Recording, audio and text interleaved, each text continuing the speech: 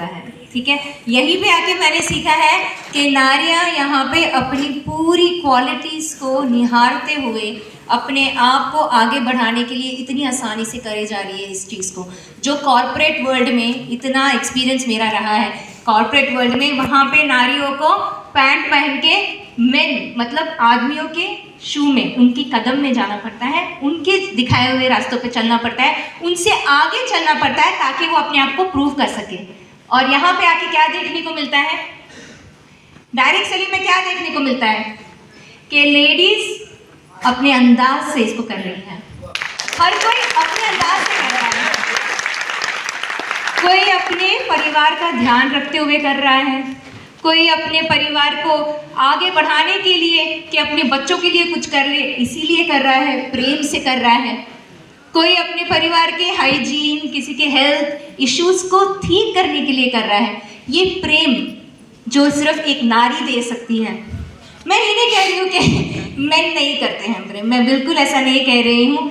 I am sure पुरुषों का भी प्रेम बहुत ज़्यादा है, लेकिन जो एक निस्वार्थ प्रेम एक नारी करती है वो शक्ति है, और वो नारी की शक्ति हर चीज़ को आगे बढ़ा सकती है। और यहाँ मैंने DXN में आके देखा है कि किस तरह से नारी अपने आप को अपने ही अंदाज से आगे बढ़ा रही है, और इस चीज़ के लिए बहुत बड़ी ताली होनी चाहिए। खुशी हो रही है मुझे कि रितु मैम की इतनी लीडरशिप देख के, यहाँ पे इतनी बड़ी टीम इन्होंने यहाँ पे खड़ा की है। नरेंद्र सर, रितु मैम, कल्पना मैम और पुनीत सर, मुकेश सर, आप सबका बहुत बहुत आभार है। आज हमें ये अपॉर्चुनिटी मिला है कि हम आके हमारे एक प्रेजेंटेशन दे सके, एक वेट मैनेजमेंट का हम अपना प्रोडक्ट यहाँ पे ला सके। तो सबसे पहले तो मैं आभार व्यक्त करना चाहती हूँ अपने इन लॉज का। तो जैसे आपको मुकेश सर ने बताया, हाँ यहाँ पे हम भी ऐसे आई केम टू DXN क्योंकि मैं भी यहाँ पे जस्ट मैरिड होके आई थी। तो पहले तो मुझे यहाँ पे कुछ समझ में नहीं आता था कि यहाँ पे क्या हो रहा है, इतनी सारे लाइनें हैं, इतने सारे मतलब इतना बड़ा DXN का परिवार देख के मैं खुद भी पहले घबरा गई थी। समझ में नहीं आता था गैनोडर्मा क्या है, कॉफ़ी क्या है, ये DXN का नेटवर्क क्या है, और अपलाइन डाउनलाइन बहुत सारी नई नई चीज़ें थी। मुश्किल था स्टार्टिंग में इस चीज़ को समझना, और खुद का भी एक सपना था कि कहीं ना कहीं हमें खुद का एक इन्फोसिस बनाना चाहिए, क्योंकि मैं एक सॉफ्टवेयर इंजीनियर थी, योगी एक डेवलपर थे, तो हमें हमारे सपने भी पूरे करने थे। तो कहीं ना कहीं घर की मुर्गी दाल बराबर कुछ ज़्यादा ही हो गया था। मैंने भी अपने हस्बैंड के जैसे इस चीज़ का वैल्यू नहीं किया था जो DXN का, या जो मेरे इन-लॉज ने जो उन्होंने काम किया था, जिसका वैल्यू बाहर के लोगों ने समझा था। क्या हुआ था कोरोना काल में, जब कोविड में पापा मम्मी मतलब प्रोफेसर और डॉक्टर रत्ना जब आप लोगों के घरों तक आके मीटिंग नहीं दे पा रहे थे, तो उनके लिए ये ज़रूरी हो गया था कि ऑनलाइन चले जाएं, नेटवर्क खड़ा करें, राइट। तो नेटवर्क को कंटिन्यू करना है, तो ऑनलाइन जाने के लिए थोड़ा बहुत हमें सॉफ्टवेयर इंजीनियर्स है तो थोड़ा हमें आइडिया था, तो हमने भी यूट्यूब का चैनल शुरू करवाया उनका। तो RBC के यूट्यूब चैनल के पीछे, और ऑफकोर्स कोरोना काल में क्योंकि हमें कोविड से डर था और हमें अपने आप को बचाना था कोविड से, ये इम्यूनिटी के चक्कर में मैंने भी RGGL लेना शुरू किया, क्योंकि मुझे बीमार नहीं पड़ना था। आई वॉज वेरी क्लियर करके, ठीक है चलो कोविड आने वाला है, कोविड के बारे में सबको ये भय था, सबको डर था, और सबको बचना था कोविड से, इसके लिए इम्यूनिटी के प्रोडक्ट्स लेने चाहिए। शायद बहुत सारे लोगों ने शुरू भी किया होगा, उनमें से मैं भी एक हूँ, तो मैंने भी तभी शुरू किया था। हाँ, थोड़ी मैं योगी जितनी आइडियल नहीं थी, पापा मम्मी जब कहते थे कि ले लो प्रोडक्ट तो मैं ले भी लेती थी। प्रेगनेंसी में लिया था, पास्ट में भी लिया था, पहले कई बार मैंने प्रोडक्ट लिया था, लेकिन यहाँ वहाँ थोड़ा थोड़ा प्रोडक्ट ले लेना और कंटिन्यूसली इस प्रोडक्ट को यूज़ करना, कंज्यूम करना, इसमें दिन रात का डिफरेंस है, ये फ़र्क है, ये मुझे कोरोना काल में पता चला। क्योंकि कोरोना में कंटिन्यूसली 3 महीने के लिए during lockdown, after lockdown continuously मैंने गैनोडर्मा स्पिरुलिना का सेवन किया। सेवन करते करते RBC का यूट्यूब का चैनल चलाया, जहाँ पे Narendra sir, Mukesh sir, Ritu ma'am, आपके सारे अपलाइंस, डॉक्टर राजवंशी, भरत सर, ऐसे बहुत सारे लीडर्स आते थे और अपनी कहानियाँ बताते थे, और मुझे 1 घंटा उनकी स्ट्रीमिंग के लिए बैठ के उनकी कहानी सुननी पड़ती थी। और ये बहुत अच्छा हुआ, मैं अपने आप को बहुत खुश नसीब समझती हूँ, क्योंकि जब वो अपनी कहानियाँ बताते थे तब मुझे भी रियलाइज़ होता, एक तो मुझे ये भी रियलाइज़ होता था कि हाँ मेरे साथ क्या हो रहा है, ये प्रोडक्ट जब अंदर जा रहा है तो इसके कारण मेरे शरीर के साथ क्या हो रहा है, और दूसरा बहुत ज़रूरी मेरे साथ ये हो रहा था कि मुझे भी प्रोडक्ट का और नेटवर्क के पावर का पूरा एहसास हो रहा था। और मेरे मम्मी पापा, योगी के मम्मी पापा, जो मेरे इन-लॉज़, सास ससुर का क्या महत्व है, उन्होंने क्या काम किया है, कितने सारी फैमिलीज़ को आगे बढ़ाया है, उसका पूरा पूरा एहसास मुझे उस मोमेंट में हुआ। और जब मतलब बूम, लाइट जल गई, वो मोमेंट था हमारे लिए जब मैंने आरबीसी का यूट्यूब का चैनल शुरू किया था। तब हमें पता चला कि पापा मम्मी की मेहनत कितने लोगों की ज़िंदगी बदल रही है, और ये चीज़ मेरे लिए बहुत ज़्यादा इम्पॉर्टेंट थी। इससे भी ज़्यादा कि पैसिव इनकम के कारण जो हमारी फैमिली बिल्कुल बिना किसी कोई भी डाउनफॉल या कोई भी तकलीफ से ना गुजर के बड़ी आसानी से पैसिव इनकम के द्वारा हमारी फैमिली चल रही थी, इससे भी ज़्यादा ये एहसास बना कि आप इतने महान माता और पिता के बच्चे हैं, जहाँ पे आपके घर में रोज़ अपनी प्रैक्टिस के द्वारा वो अपने बच्चों का और दुनिया में इतने सारे लोगों को जिनको उन्होंने बच्चा बना के अपने ही बच्चों के जैसे जिस तरह से वो ट्रेनिंग देते हैं और जिस तरह से सबका ध्यान रखते हैं, वो देखना मेरे लिए बहुत बड़ा इंस्पिरेशन था। तो थैंक यू। मेन थिंग ये था कि हाँ, प्रोडक्ट्स के लिए मम्मी पापा ने कभी हमें फोर्स नहीं किया, बिजनेस के लिए मम्मी पापा ने कभी हमें फोर्स नहीं किया। उन्होंने हमसे हमेशा यही कहा कि आप ले लो प्रोडक्ट्स, अच्छे बच्चे के जैसे उनके सामने ले लेते थे, जब वो नहीं देखते थे तो हम लेते भी नहीं थे। लेकिन ऐसा भी हुआ है कि जब उन्होंने कहा है हमने लिया नहीं, बट कभी उन्होंने हम पे हंसे नहीं, प्यार से बस इतना ही समझाए, जब भी मन करे ले लेना, जब भी मन करे ले लेना, मतलब प्रोडक्ट हमेशा रहेगा, हम हमेशा रहेंगे, हम हमेशा आपका साथ देंगे, आपको चाहे जो रास्ता लेना है। आज हम कौन से रास्ते पे हैं? DXN के रास्ते पे हैं, हम प्रोडक्ट के रास्ते पे हैं, ठीक है। यही था उनका पावर कि उन्होंने कभी इस चीज़ के लिए ना किसी को फोर्स किया है और ना कभी किसी का मज़ा लिया है कि हाँ आज इसको समझ में आया, नहीं। उन्होंने केवल प्यार दिया था, प्यार से ही उन्होंने प्रोडक्ट हमारी ज़िंदगी में लाया और वहीं तक छोड़ दिया। हम खुद टर्न मारे और हम आज खुद आगे बढ़ रहे हैं, ठीक है। तो ये होगा आपके फैमिली में, सबके साथ होगा। जहाँ पे भी आपको ऐसा लग रहा है या आपका एक्सपीरियंस हो रहा है कि आपके बच्चे या आपके पति या आपके स्पाउस या आपके कोई भी रिलेटिव्स इस चीज़ को वैल्यू नहीं कर रहे हैं, कोई प्रॉब्लम नहीं है। It is not at all a problem. आपको बस अपना कंज्यूमर बेस बढ़ाना है, आपको बस अपना खुद का जो हेल्थ लेवल है, अपने आप को पूरी अच्छी तरह से हेल्दी बना देना है, ठीक है। क्योंकि हमने ये किया हमारे साथ, तो आज हमारे बच्चे हमारे साथ ले रहे हैं और ये होगा कि इर्द गिर्द आपके जितने भी लोग हैं सब वापस आएंगे और आपसे पूछेंगे कि एग्जैक्टली इसमें है क्या और इसे क्यों लेना है, और तब आप उनको वेट मैनेजमेंट, इम्यूनिटी और एज रिवर्सल का रास्ता ज़रूर दिखाइएगा। दिल खोल के पूरे अपनी वो क्या कहते हैं पूरी एक्सेप्टेंस के साथ दिखाइएगा। कोई भी ऐसा नेगेटिव कुछ भी फीलिंग रखिएगा नहीं, बस। तो आज के प्रोग्राम में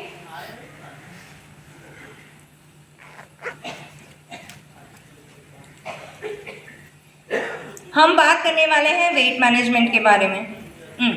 तो वेट मैनेजमेंट करके हमने बहुत सारी चीज़ें बोली हैं आज, लेकिन कितने लोग जानते हैं कि गैनोडर्मा से वेट मैनेजमेंट होता है? कितने लोग जानते हैं कि गैनोडर्मा वेट मैनेजमेंट में हेल्प करता है? RGGL खाने से हम पतले हो सकते हैं, ऐसा कितना लोग विश्वास रखते हैं? ठीक है। RGGL खाने से हम वेट बढ़ा सकते हैं, ऐसा कितना लोग विश्वास रखते हैं? ठीक है, आज ना प्रोग्राम के बाद सब लोगों को विश्वास हो ही जाएगा। तो आज वजन घटने के बाद फिर क्यों बढ़ता है, और अगर कोई वजन बढ़ाने की कोशिश कर रहा है तो उसका वजन फिर से क्यों वापस घट जाता है।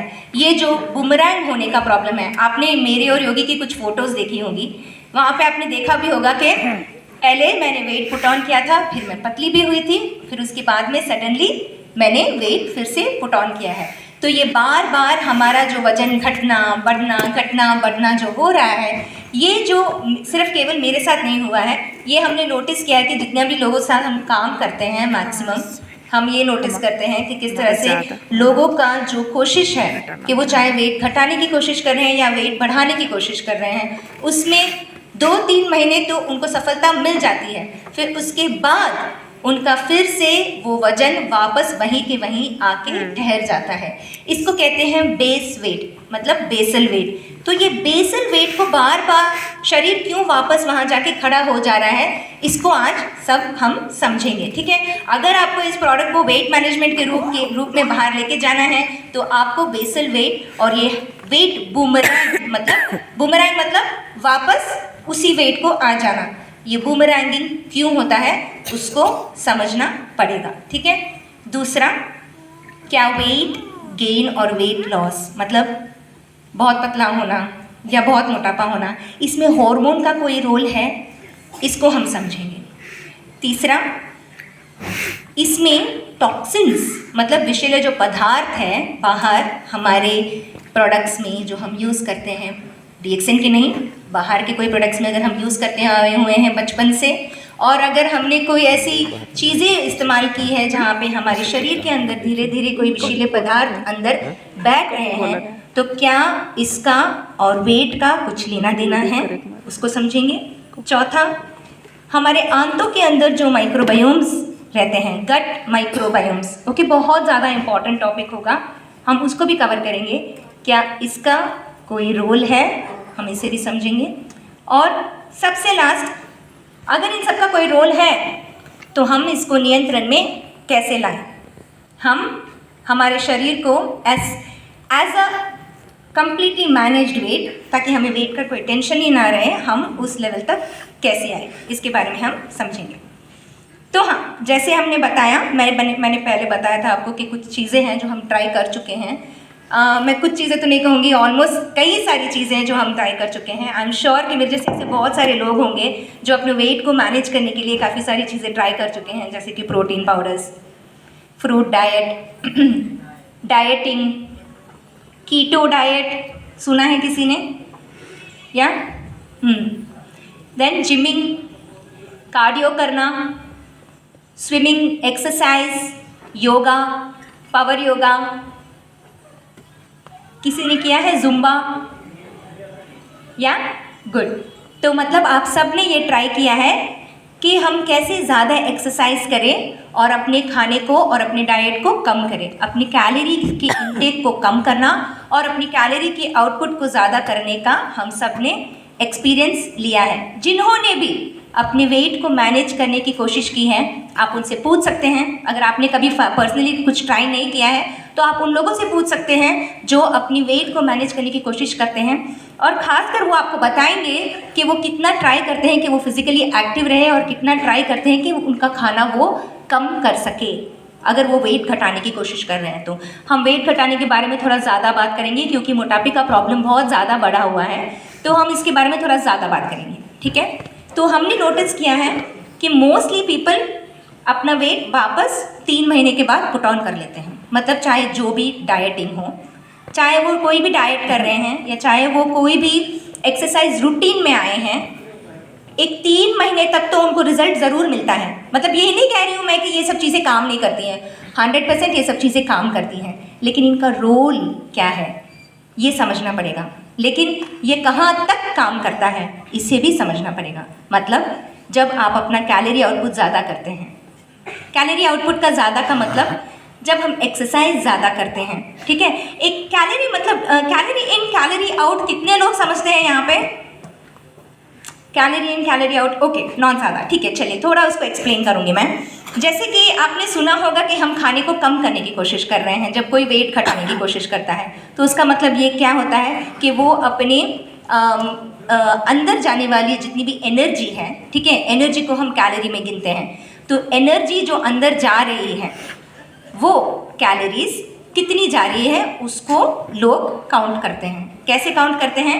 हर खाने की चीज़ में कितनी कैलोरी होती है उसको कैलकुलेट करते हैं और अपनी प्लेट बनाते हैं ताकि उनको पता चले कि कितना खाना खा रहे हैं। कुछ लोग इतना ज़्यादा काउंट नहीं कर सकते तो सिंपली क्या करते हैं, बड़ी आसानी से बस 1 रोटी या 1.5 रोटी कम कर देते हैं, चावल आधा कर देते हैं। सुना है, देखा है? और दूसरा क्या करते हैं, तेल कम घी आउट कर देते हैं अपने खाने से, राइट? घी और तेल को क्यों किक आउट करते हैं? क्योंकि इसमें कैलोरीज ज़्यादा है, तो कैलोरी को कम करना बहुत ज़रूरी हो जाता है उनके लिए। और कैलोरी आउटपुट को बढ़ाना मतलब एक्सरसाइज बढ़ा देना, ठीक है? कोई सी भी तरह की एक्सरसाइज, कोई भी तरह की एक्टिविटी, कोई स्पोर्ट्स में चला जाता है तो कोई योगा करना शुरू कर देता है, तो कोई जिमिंग और वेट ट्रेनिंग लेना शुरू कर देता है, और कैलोरी को मेंटेन करने के चक्कर में प्रोटीन पाउडर्स और ऐसे कई सारे प्रोडक्ट्स एंड सप्लीमेंट्स यूज़ करना शुरू कर देते हैं ताकि उनकी कैलोरीज कम रहे। सुना है? सुना है, very good. So this is the thing कि ये नॉर्मली बाहर एक्सपर्ट्स आपको बता रहे हैं कि आप एक्सपर्ट्स जो आपको वेट मैनेजमेंट के बारे में बताते हैं वो आपसे ये कहेंगे कि आप अपनी कैलोरी की इनटेक कम कर दीजिए और कैलोरी आउटपुट आप अपनी बढ़ा दीजिए, ठीक है, अगर आपको वेट घटाना है तो when they are saying this to you, इसमें एक इशू ये है कि फर्स्ट मंथ गुड रिजल्ट, क्योंकि वाटर रिटेंशन होता है, पानी भर जाता है और ये पानी को कम करने की कोशिश में पहले महीने में शरीर बहुत अच्छा रिजल्ट देता है, right? Second and third month में ठीक ठाक रिजल्ट आता भी है, ठीक है?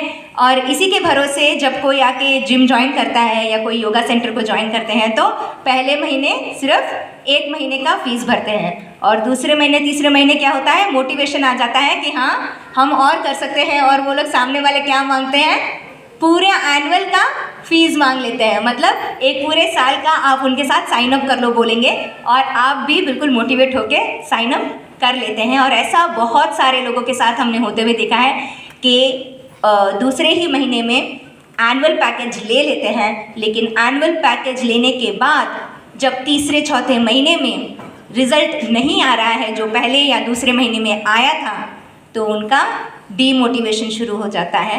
और डीमोटिवेशन के कारण कभी कभी सभी लोग नहीं बोलूँगी मैं, कभी कभी ऐसा होता है कि वो डाइट को और एक्सरसाइज को मेंटेन नहीं करते हैं, लेकिन ऐसे भी लोग हैं जो अपने डाइट को और एक्सरसाइज को मेंटेन करते हैं, इसके बावजूद भी कि इनका रिजल्ट कम आ रहा है क्योंकि उन्होंने एनुअल का पैकेज ले लिया है, राइट? तो उनको ये कंपल्शन हो जाता है कि चलिए इसको और थोड़ा ट्राई करते हैं।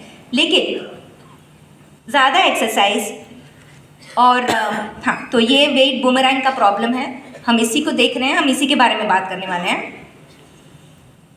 लेकिन ये हमने बहुत सारे लोगों के साथ होते हुए देखा है कि जब वो अपना खाना को कम कर रहे हैं और अपने एक्सरसाइज को बढ़ा रहे हैं और इसके बावजूद भी जब तीसरे और चौथे महीने में रिजल्ट नहीं आ रहा है तो वो काफ़ी परेशान से हो जाते हैं, ठीक है? ये एक तरह की डीमोटिवेशन ही नहीं, सेल्फ हेट्रेड में भी चले जाते हैं, सेल्फ डाउट में भी चले जाते हैं। तो ऐसे काफ़ी सारे लोग आपको बाहर मिलेंगे जो आपसे कहेंगे कि वो परेशान हैं, ग्रस्त है, क्योंकि उन्हें समझ में नहीं आ रहा कि क्यों उनका मोटापा वापस आ जा रहा है और क्यों इतना कम खाने के बावजूद इतना अच्छा ना वो जंक खा रहे हैं, ना वो चाट आइटम में इंटरेस्ट ले रहे हैं, ना वो फास्ट फूड्स खा रहे हैं, वो घर पे अपना अच्छा खाना भी बना रहे होंगे जो उनके एक्सपर्ट्स ने उनको कहा है कि कैलोरी कम कर दो, शायद वो फॉलो भी कर रहे हैं, लेकिन इसके बावजूद भी जब उनका वेट बूमरैंग हो जाता है तो हम नोटिस करते हैं कि उन लोगों को डीमोटिवेशन सी और सेल्फ डाउट सी आने लगती है। तो आप देखेंगे, आप पाएंगे ऐसे बहुत सारे ग्रस्त लोग। मैं उनसे बस इतना कहना चाहूँगी और आपको भी उनसे कहना चाहिए कि वो अकेले नहीं हैं, ठीक है? मैं खुद भी इससे गुजर चुकी हूँ, बहुत सारे लोग इससे गुजर रहे हैं, लेकिन ये प्रॉब्लम इतना बड़ा नहीं है। लेकिन गलती सिर्फ इतनी है कि हम उसको है ना बहुत छोटे से विंडो से इस प्रॉब्लम को देख रहे हैं, ठीक है? इसका एक बहुत बड़ा कहानी है और उस कहानी का सल्यूशन गैनोडर्मा के अंदर है। तो थोड़ा और बोर करूँगी मैं। तो जैसे मैं आपको बता रही थी, तो ये जो वेट बूमरैंग की प्रॉब्लम है, इसके बारे में एक मैंने यहाँ पे शेयर किया है आपको, एक स्टडी है। ये डॉक्टर जेसन फंग जो एक नेफ्रोलॉजिस्ट है कनाडा के, उनकी स्टडी है। ये मैंने आपको शेयर इसलिए किया है क्योंकि इनका कहना है कि आप फेल नहीं हो रहे हैं जब आप कैलोरी कम करते हैं और कैलोरी ज़्यादा कर रहे हैं। ये कैलोरी इन कैलोरी आउट का जो दुनिया है, जो एक्सपर्ट्स आपको बता रहे हैं, अगर आप उसको फॉलो भी कर रहे हैं तो आप कुछ गलत नहीं कर रहे हैं, सिस्टम फेल हो रहा है।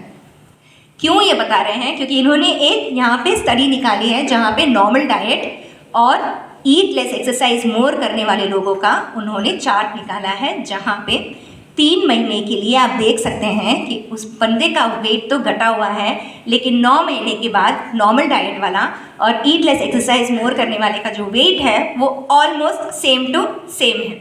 मतलब eat less exercise more is a concept which doesn't work. ये खुद एक डॉक्टर बता रहे हैं। जो भी मैं आपको बता रही हूँ ऑलमोस्ट सब कुछ मैंने रिसर्च करके और गूगल से ही लिया है और यूट्यूब से, where I follow some of these doctors, जिन्होंने बहुत सारी चीज़ें हमें सिखाई है। For example doctor Jason Fung जो हैं वो डायबिटीज़ पे बहुत रिसर्च कर रहे हैं, क्योंकि उनके जो पेशेंट्स हैं मोस्टली जो किडनी फेलियर के कारण उनके पास आते हैं, वो पास्ट में डायबिटीज़ पेशेंट्स रह चुके हैं।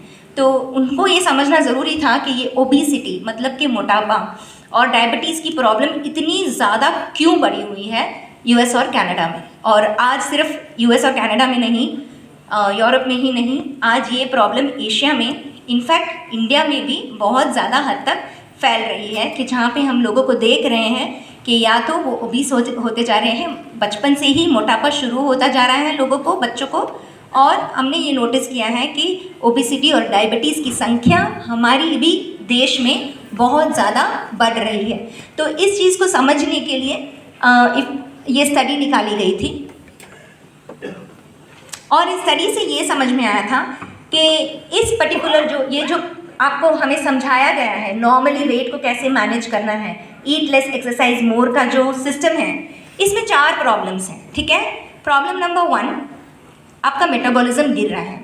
देखिए, रिजल्ट नहीं आ रहा है दूसरे और तीसरे महीने में, तो इसका मतलब ये है कि डेफिनेटली कहीं ना कहीं आपका मेटाबॉलिज्म गिर रहा है। दूसरा, थकान महसूस होना, क्योंकि कैलोरी इतनी कम हो जा रही है, फिर उसके बावजूद भी आप एक्सरसाइज मोर कर रहे हैं, तो कहीं ना कहीं आपका बॉडी आपका साथ नहीं दे रहा है और आपको थकान महसूस होता है। एंड ओवर द डे पूरे दिन का काम लोग कर नहीं पाते हैं और उनको नैप्स की या मीनिंग थोड़ी देर सो जाने की ज़रूरत पड़ती है, या फिर उन्हें कॉफ़ी की मदद लेनी पड़ती है जब वो काम पे होते हैं, राइट। तो कैफीन इंटेक भी हाई हो जाता है ऐसे लोगों का, हमने नोटिस किया है। तीसरा, अधिक भूख लगना। अभी जैसे कि मैंने आपसे कहा कि सबसे पहले कैलोरी को अगर कम करना है तो सबसे पहले क्या करते हैं हम, रसोई घर में जाके जो बंदा खाना बना रहा है उसको हम सबसे पहले क्या कहते हैं, क्या कम करो, तेल कम करो, घी कम करो, करेक्ट। और तेल और घी हमारे शरीर के लिए क्या करता है, एक अच्छा तेल, राइस ब्रांड रिफाइंड ऑयल जैसा अच्छा तेल, या एक्स्ट्रा वर्जिन कोकोनट ऑयल जैसा तेल, या फिर एक अच्छा देसी गाय का घी आपके शरीर को क्या देता है, फैटी एसिड्स, ओमेगा 3, ओमेगा 6, ये सब आपके शरीर के लिए ज़रूरी है ताकि आपके शरीर को वो तृप्ति का सिग्नल मिले। देखिए, एक तृप्ति का भी हार्मोन होता है हमारे बॉडी में। जब आप खा लेते हैं ना अच्छे से खाना, तो एक तृप्ति का हार्मोन होता है जो कि सिग्नल मारता है हमारे दिमाग को कि आपने खा लिया है और इससे ज़्यादा आपको खाने की ज़रूरत नहीं है। लेकिन ये तृप्ति का हार्मोन तब सिग्नल मारेगा जब आपके खाने में फैट्स होंगे। फैट्स यानी चर्बी नहीं, तेल, अच्छा घी और अच्छा कोकोनट ऑयल जैसे फैट्स। ठीक है, तो जब हम ऐसे खाने की चीज़ें हमारे खाने से किक आउट कर जाते हैं तो हमारा शरीर हमें वो सिग्नल नहीं देता है। और ऊपर से ऐसे लोग जो ट्राई कर रहे हैं डाइट करने के लिए, वो क्या करते हैं, सबसे ज़्यादा अपना फ्रूट इंटेक ज़्यादा कर देते हैं। फ्रूट डाइट बहुत सारे लोगों ने किया होगा, राइट। तो एक हद से ज़्यादा फ्रूट्स खाना भी शरीर के लिए अच्छा नहीं है। देखिए, फ्रूट्स जो है सीजनल खाने चाहिए।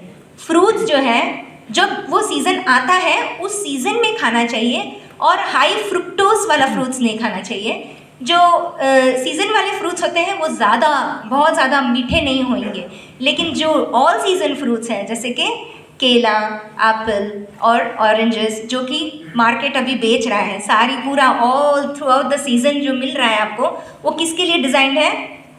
स्वीटनेस के लिए, मतलब वो मीठा लगता है, और वो जो मिठास है और जो एक्स्ट्रा मिठास है उसको हाई फ्रुक्टोज के कारण होता है फ्रूट्स में। तो पूरे साल जो फ्रूट्स आते हैं वैसे टाइप के फ्रूट्स अगर आप ले रहे हैं, आप इंटेक कर रहे हैं, और केवल सीजनल फ्रूट्स के अलावा ऐसे फ्रूट्स भी अगर आप ले रहे हैं, तो आपकी बॉडी में हाई फ्रुक्टोज फ्रूट्स जाते हैं, और फ्रुक्टोज जो है वो लिवर प्रोसेस करता है, ठीक है।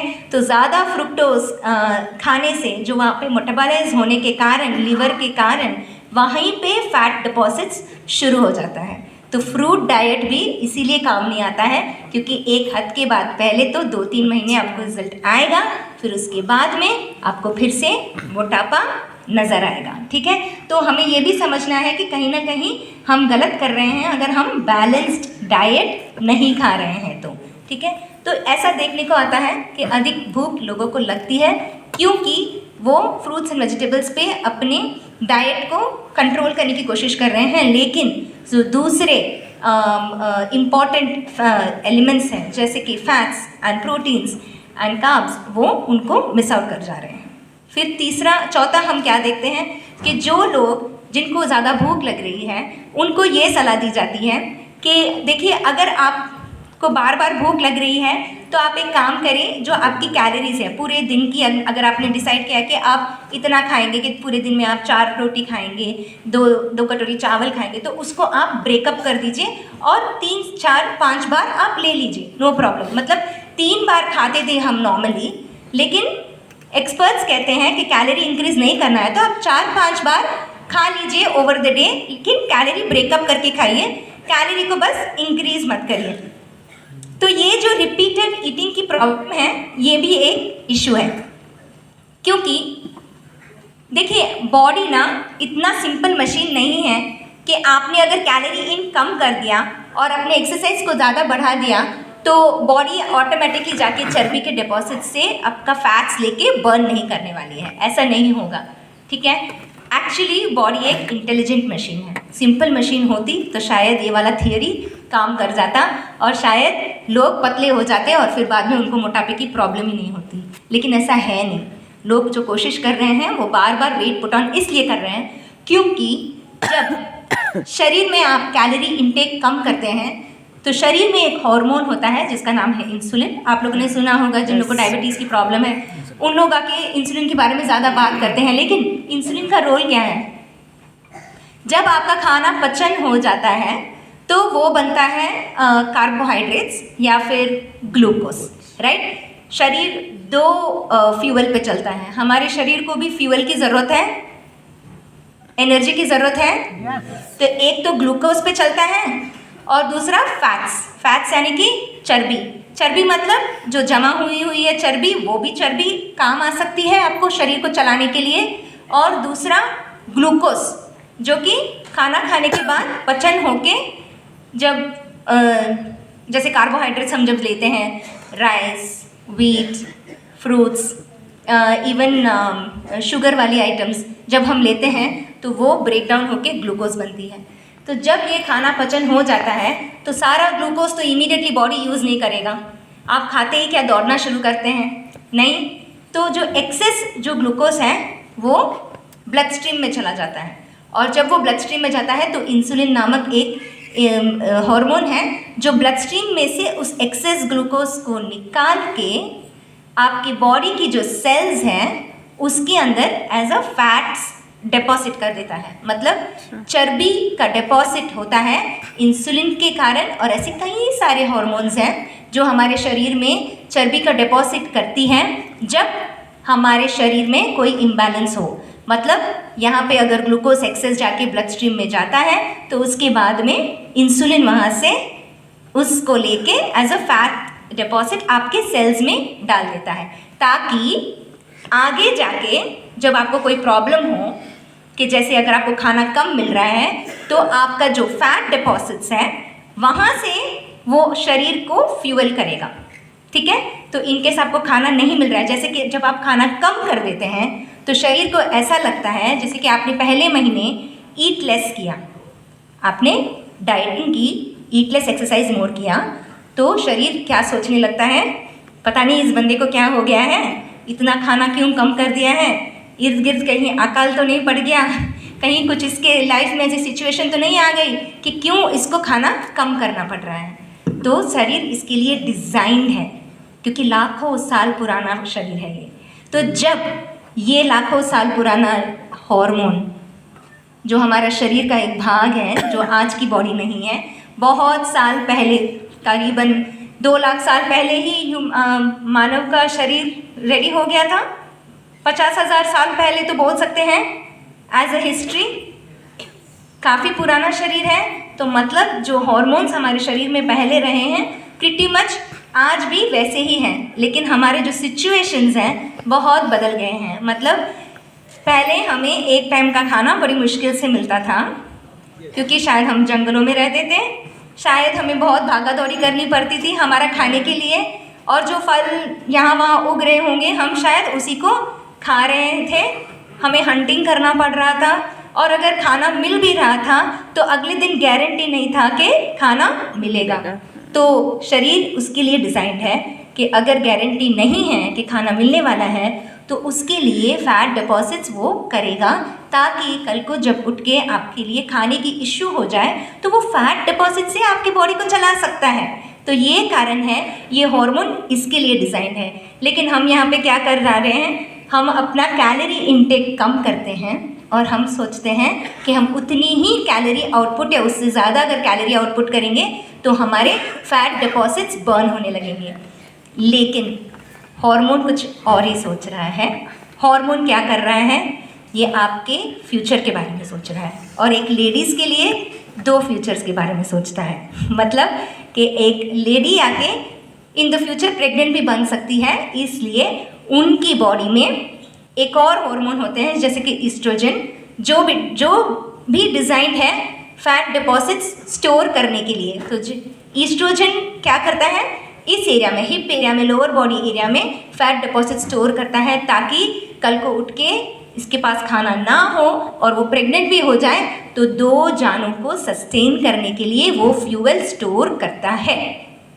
तो अब आपको समझ में आ रहा है कि मोटापा क्यों होता है, या तो इसलिए नहीं होता है कि कोई बंदा ज़्यादा खा रहा है या कम एक्टिव है, इसलिए होता है क्योंकि कोई हार्मोन उनका इम्बैलेंस में है।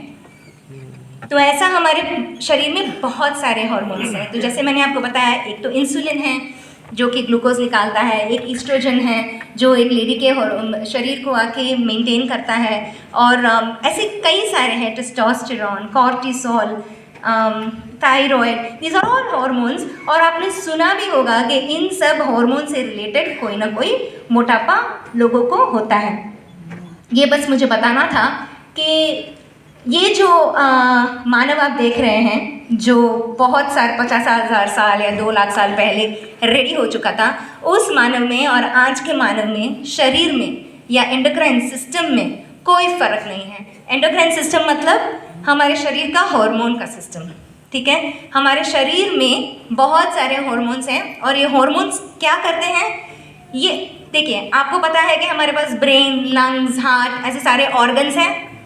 ये तो आपने सुना होगा, किडनी, यूरिनरी, ब्लैडर, ऐसे हमारे शरीर में बहुत सारे भाग हैं।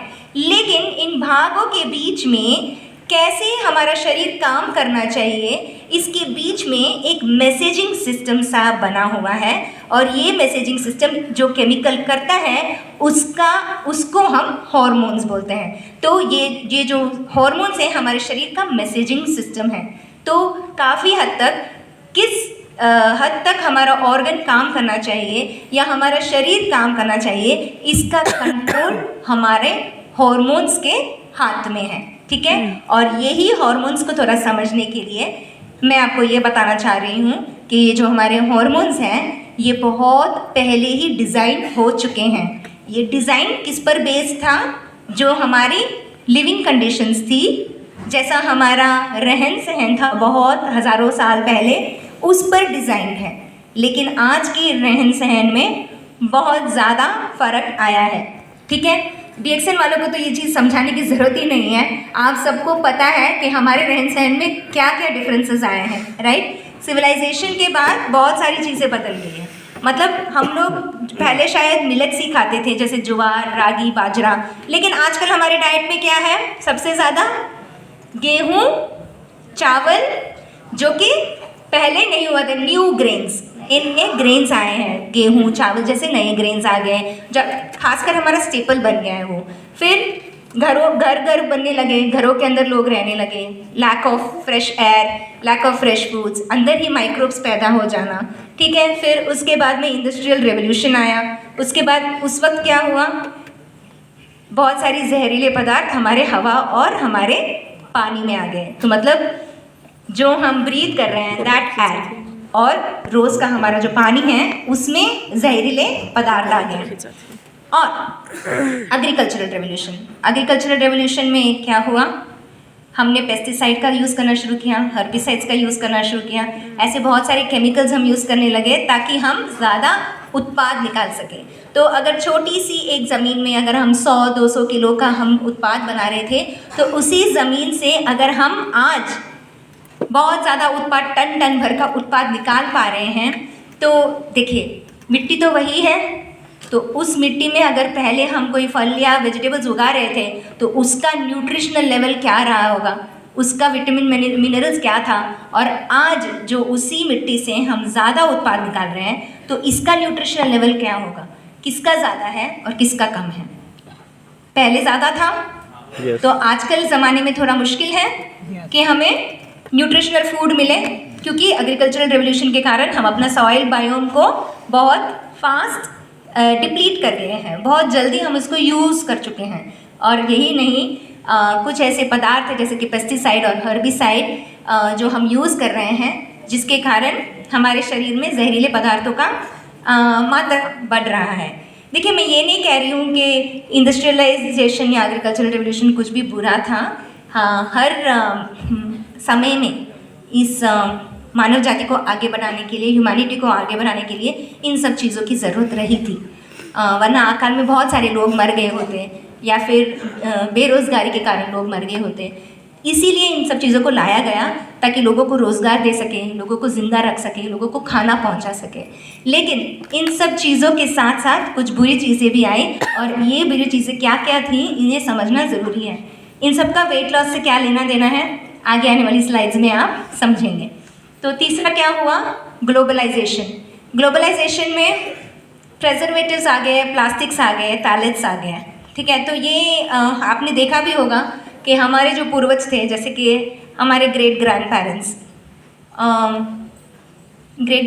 को क्या बोलेंगे, परदादा परदादी वगैरह, शायद उन लोगों को ओल्ड एज से ही वो गुजर गए होंगे।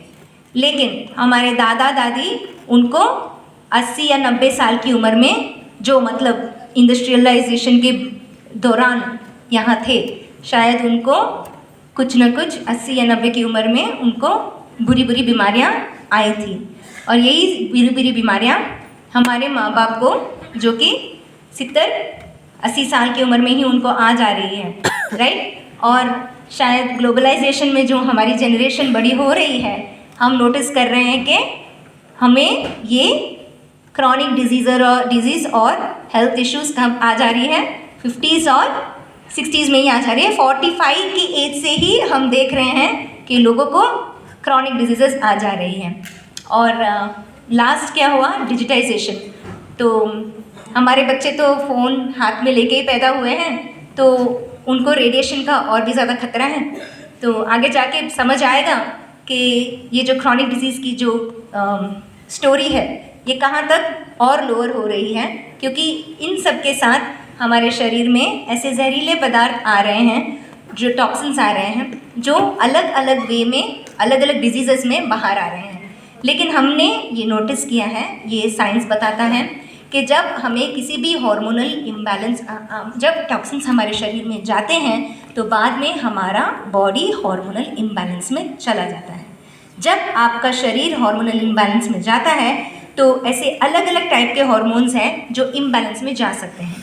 कभी स्ट्रेस के कारण कॉर्टिसोल, जो कि एड्रीनल टाइप आप देखेंगे, कुछ लोगों को मिड बॉडी में वेट ज़्यादा होता है, तो आप कह सकते हैं उनको देखते ही कि इनको स्ट्रेस के कारण वेट ज़्यादा है। कुछ लोगों को थायराइड की प्रॉब्लम है, तो या तो हाइपोथायराइड के कारण वो ओवरवेट है या फिर हाइपरथायराइड के कारण वो बहुत पतले हैं। ठीक है, तो ये भी एक हार्मोनल इम्बैलेंस है जो वेट पे रिफ्लेक्ट करता है। इसका भी कारण टॉक्सिन्स है। दूसरा ओवरी टाइप हमने देखा है, जहाँ पे मैंने आपको बताया था एक एग्जाम्पल कि जहाँ पे लेडीज़ को मेनोपॉज के बाद यूजुअली देखते हैं कि ईस्ट्रोजन इम्बैलेंस के कारण रिप्रोडक्टिव एरिया के इर्द गिर्द उनका वेट बढ़ने लगता है। तो जब आप ऐसा कुछ नोटिस कर रहे हैं तो आप कह सकते हैं कि इन्हें ईस्ट्रोजन इम्बैलेंस है। और इन सब का मुख्य कारण ये है कि हमारा शरीर इतना हार्मोनल इम्बैलेंस में आज क्यों इतना जा रहा है और ऐसा पहले क्यों नहीं था, क्योंकि हमारा जीवन बहुत बदल चुका है। ये कारण नहीं है कि आप इतना भाग नहीं रहे हैं या इतना, लेकिन आप कुछ गलत खा रहे हैं, आप कुछ गलत ले रहे हैं, आप कुछ गलत हवा पानी में रह रहे हैं। तो इसका मतलब ये नहीं कि आज ही आप यहाँ शहर छोड़ के हिमालय में जाए, क्योंकि कहीं और आपको इतना फ्रेश एयर, फ्रेश वाटर, अगर आपको साफ़ खाना, साफ़ पानी, अच्छा नेचुरल खाना चाहिए तो आपको शायद खुद को ही अपने फल और फ्रूट्स को उगाना पड़ेगा और शायद आपका खुद का खाना उगाना पड़ेगा। शायद आपको हिमालय में या फिर ऐसी बहुत सारी क्लीन एरिया में जाके रहना पड़ेगा, जो कि प्रैक्टिकल नहीं है। कुछ लोग नहीं कर सकते हैं, मतलब बहुत लोग नहीं कर सकते, सिर्फ कुछ लोग शायद इसको कर सकते हैं और ये कोई प्रैक्टिकल सल्यूशन नहीं है। लेकिन हाँ, तो before I go with the solution, इसके पहले कि मैं आप लोग को सल्यूशंस के बारे में बताऊं, पहले ये जो घातक टॉक्सिन्स हैं वो क्या करते हैं हम इसको थोड़ा समझते हैं। ठीक है, तो प्लास्टिक्स से शुरू करते हैं। प्लास्टिक्स हमारी लाइफ में कहाँ कहाँ है? हर जगह है, मतलब जैसे पानी का जो कैन है वहाँ है, खाने की जो पदार्थ है, जो भी आपके गेहूँ, चावल, दाल वगैरह जो भी आप मार्केट से खरीदते हैं वो सब कुछ प्लास्टिक के पैकेट में ही आता है, राइट। एंड यही नहीं, हमारे जो कंटेनर्स हैं, डिब्बे वगैरह जो हम घर में यूज़ करते हैं, कभी कभी वो प्लास्टिक के ही होते हैं। तो जो हमारा प्लास्टिक का यूज़ है पूरी दुनिया में बहुत ज़्यादा हद तक फैला हुआ है, हर चीज़ में प्लास्टिक इस्तेमाल हो रहा है। अगर आप एक दिन भी अपना ये लाइफ ऐसे इमेजिन करेंगे कि ठीक है आज मैं प्लास्टिक फ्री लाइफ जीता हूँ, तो आप अपने घरों में इसको कर नहीं पाएंगे, बाहर कहीं भी जाएंगे तो आप इसको मेंटेन कर नहीं पाएंगे।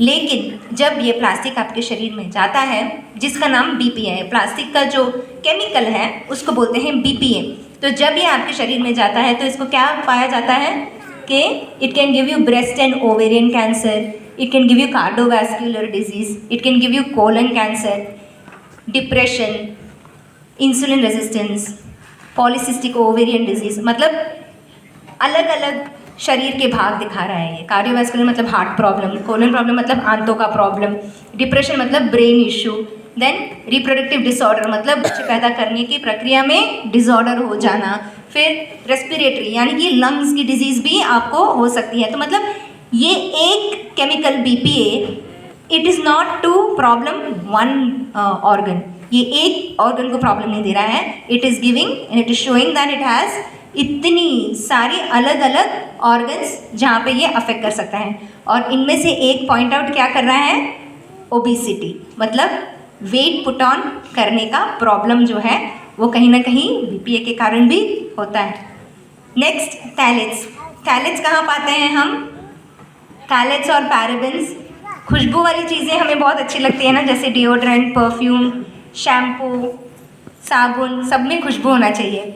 इवन फ्लोर क्लीनर है ना अपना घर का, उसमें भी खुशबू होना चाहिए, वरना पता नहीं चलेगा कि साफ़ हुआ या नहीं, है ना। और बर्तन मांजने का जो साबुन है वो जिसमें हम खाना खाते हैं उसमें भी बहुत सारी खुशबू होनी चाहिए, वरना पता नहीं चलेगा कि साफ़ हुआ या नहीं, राइट। तो ये जो खुशबू पैदा करने वाला जो पदार्थ है, केमिकल है, वो थैलेट्स है। ठीक है, ये एक बहुत जहरीला पदार्थ है।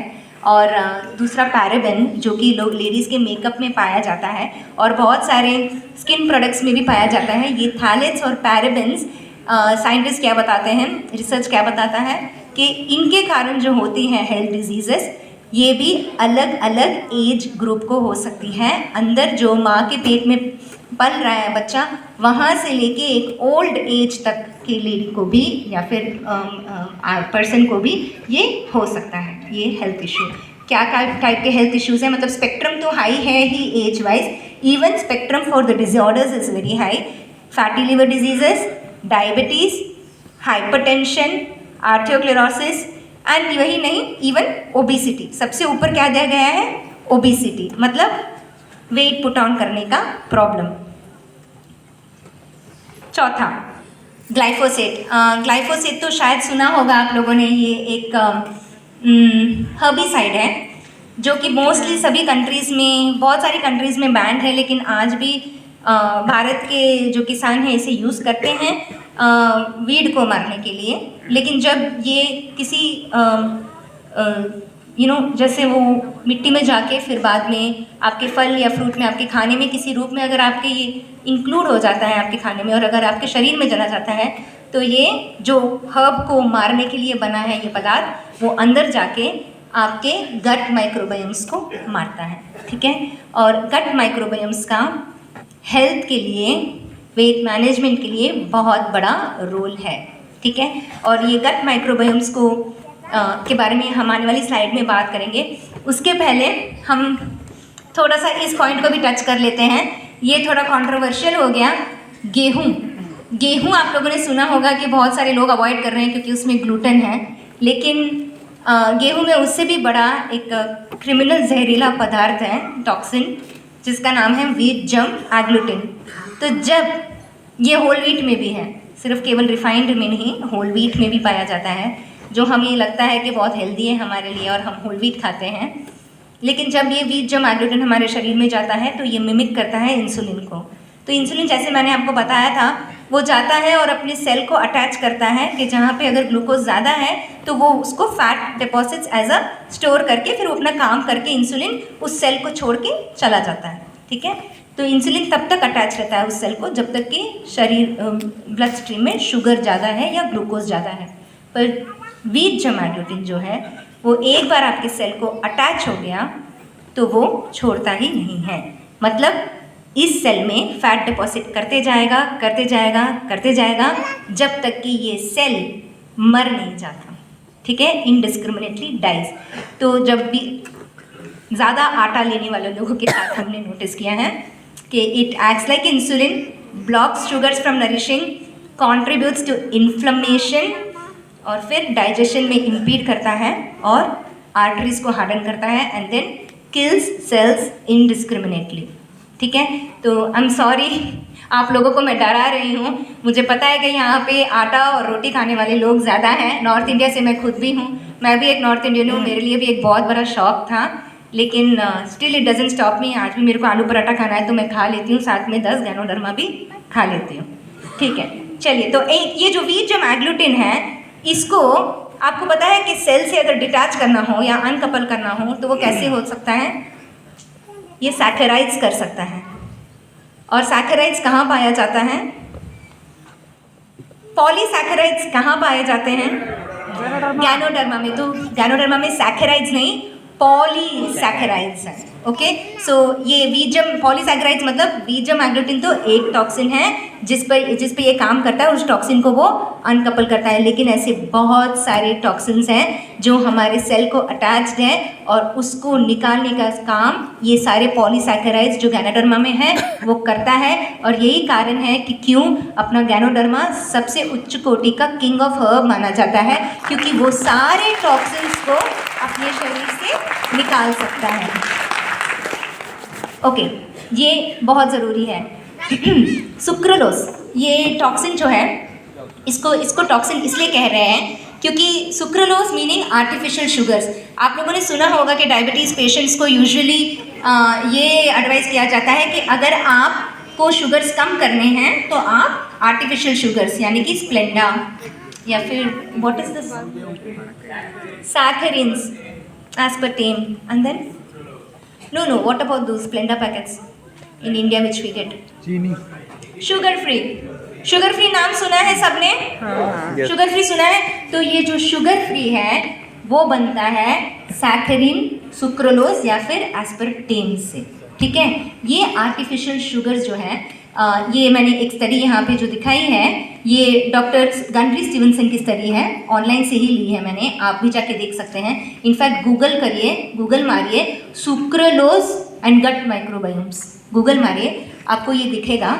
ये सुक्रोलोज जो है आजकल बहुत ज़्यादा प्रोटीन पाउडर में पाया जाता है, ठीक है। ये जो प्रोटीन पाउडर का मिठास लोग महसूस कर रहे हैं और जिसके कारण वो खा पा रहे हैं क्योंकि उनका शुगर ना बढ़ जाए। देखिए ये जो आर्टिफिशियल शुगर्स हैं उसको डॉक्टर्स प्रिस्क्राइब करते थे, क्यों? ताकि आपकी बॉडी के अंदर जो ब्लड के अंदर जो शुगर का लेवल है वो ना बढ़े, इसलिए आपको आर्टिफिशियल स्वीटनर का एडवाइस दिया गया था, ठीक है। लेकिन आज इसको वाइडली यूज़ किया जा रहा है बाय फिटनेस इंडस्ट्री, क्योंकि आपकी ब्लड शुगर्स अगर बढ़ेंगे तो आपका वेट बढ़ेगा, इसलिए उसको घटाने के लिए सुक्रोलोज नामक एक मिठास डाल दिया जा रहा है ताकि आपको प्रोटीन पाउडर का टेस्ट अच्छा लगेगा लेकिन आपका शुगर्स बढ़ेगा नहीं। तो आपका फर्स्ट 2-3 मंथ्स आपको रिजल्ट आएगा। लेकिन सुक्रोलोज क्या करता है, डॉक्टर गंड्री बताते हैं 50% ऑफ नॉर्मल इंटेस्टाइनल फ्लोरा, मतलब जो आपके आंतों के अंदर गट माइक्रोबायोम्स हैं 50% तक वो उसको मार देता है। तो आंतों के अंदर जो माइक्रोबायोम्स है ना वो सारे बैड नहीं हैं, कुछ अच्छे वाले भी हैं, कुछ नहीं, मोस्टली सारे अच्छे वाले। इसके बारे में थोड़ा एक्सप्लेन करूँगी। लेकिन जब ये सुक्रोलोज अंदर जाता है तो ये आपके गट माइक्रोबायोम्स को मार देता है और वो इम्बैलेंस दे देता है। यही कारण है कि इसके बावजूद भी कि लोग प्रोटीन पाउडर्स ले रहे हैं और वेट कम हो जा रहा है उनका, आफ्टर 3 मंथ्स फिर से उनका वेट बूमरैंग होने लगता है, क्योंकि गट माइक्रोबायोम्स मर रहे हैं। अभी ये गट माइक्रोबायोम्स क्यों ज़रूरी है, थोड़ा इसको समझेंगे। तो गट माइक्रोबायोम्स आंतों के, अभी देखिए माइक्रोबायोम्स के बारे में यहाँ पे कुछ लोगों को पता है, ठीक है। हमारे शरीर में बहुत सारे कीटाणु हैं, सूक्ष्म, हमारे शरीर में बहुत सारे सूक्ष्म कीटाणु हैं, ठीक है। सूक्ष्म कीटाणु यानी बैक्टीरिया, वायरस, फंगस, प्रोटोजोआ, ऐसे बहुत सारे सूक्ष्म कीटाणु हैं हमारे शरीर में, हमारे मुंह में, हमारे डाइजेस्टिव सिस्टम के उसमें, आंतों में और ऐसे पूरा स्किन के ऊपर, ओके। और ये सब बुरे नहीं हैं, ये बहुत ज़रूरी है हमारे शरीर के लिए। इनफैक्ट इतना ज़रूरी है कि नियर अबाउट 57% जो सेल्स हैं हमारे, वो हमारे नहीं हैं। हमारा ह्यूमन सेल्स सिर्फ 43% है। ह्यूमन सेल्स हमारे शरीर में सिर्फ 43% है। 57 ये बहुत लेटेस्ट स्टडी है, जो गट माइक्रोबायोम की स्टडी है, बहुत लेटेस्ट स्टडी है। पिछले 5 सालों में बहुत ज़्यादा रिसर्च आया है, तो जो हम आपसे शेयर कर रहे हैं ना, लेटेस्ट रिसर्च है, it is the latest research. And why we have to understand, if you want to be ahead in the market you must know the latest research. तो वेरी इंपॉर्टेंट, गट माइक्रोबायोम जो है हमारा 57% microbiomes, मतलब ये सूक्ष्म कीटाणु हमारे शरीर में ज़्यादा है हमारे खुद के ह्यूमन सेल से, मतलब कि आप यूँ कह सकते हैं। और सबसे ज़्यादा ऑफकोर्स मुंह में, हाथ में, स्किन पे, सब पे है इवन, बट सबसे ज़्यादा ये सूक्ष्म कीटाणु हमारे आंतों के अंदर जीवित है, ठीक है। और ये एक बैलेंस में रह रहे हैं, ये जो अपना जीवन है एक बैलेंस में वो बिता रहे हैं, एक दूसरे के आउटपुट और इनपुट पे वो जीवन जी रहे हैं। जैसे कि एक आप रेन फॉरेस्ट ले लीजिए, कोई एक जंगल ले लीजिए जहाँ पे बहुत सारे जानवर और प्लांट्स एक बैलेंस इकोसिस्टम में नहीं रह रहे, वैसा ही एक इकोसिस्टम अंदर हमारे आंतों के अंदर बना हुआ है, ठीक है। तो ये जो सूक्ष्म कीटाणु हैं ये हमारे शरीर का इतना बड़ा भाग है कि ये डिसाइड करते हैं कि हमारा मूड कैसा होगा, कि हमारे हार्मोन्स कैसे चलेंगे, कि ये डिसाइड करेंगे कि हमारा वेट क्या होगा, कि हमारा मेटाबॉलिज्म क्या होगा, कि हमारा हेल्थ का स्टेटस क्या होगा। इतना बड़ा रोल है गट माइक्रोबायोम्स का। और ये स्टडी अभी हाल ही में 5 या 6 साल से ही निकली है और इससे समझ आ रहा है कि गट माइक्रोबायोम्स को मेंटेन करना कितना ज़रूरी है, ठीक है। तो हम यूजुअली जो प्रोडक्ट्स यूज़ करते जा रहे हैं उसके कारण, जैसे कि सुक्रोलोज मैंने आपको बताया, ये जब हमारे शरीर में जाता है तो नियर अबाउट 50% हमारा गट माइक्रोबायोम्स को वो मार देता है। तो जब वो मरता है, अगर आप even if it is killing, अगर सिर्फ 2 या 3 माइक्रोबायोम्स को भी अगर वो मार रहा है तो इम्बैलेंस होना शुरू हो जाता है माइक्रोबायोम्स की दुनिया में, ठीक है। तो जब ये इसको ऑलमोस्ट जो हमारा जो गट का माइक्रोबायोम्स है ये ऑलमोस्ट एक सेकेंड माइंड के जैसे है, it is working like a second mind. तो जो हॉर्मोन्स का जो सिग्नल है ना वो भी ट्रिगर होता है आपके माइक्रोबायोम्स से। तो बहुत ज़रूरी है कि आपका जो गट का माइक्रोबायोम्स है वो हेल्दी रहे। और इंस्टेड हम क्या कर रहे हैं पतला होने की कोशिश में, सुक्रोलोज जैसी पदार्थ अपने प्रोटीन पाउडर में ले रहे हैं, जिसके कारण ना केवल हम माइक्रोबायोम्स को मार